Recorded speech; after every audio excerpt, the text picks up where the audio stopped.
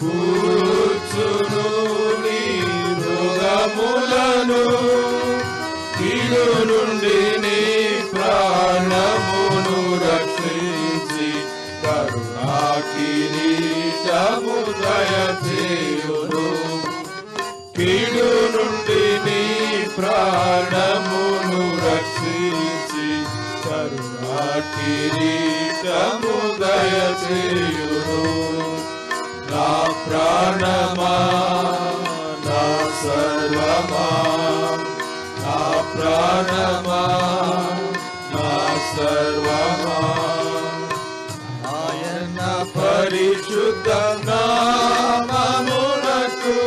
సదా స్తుతి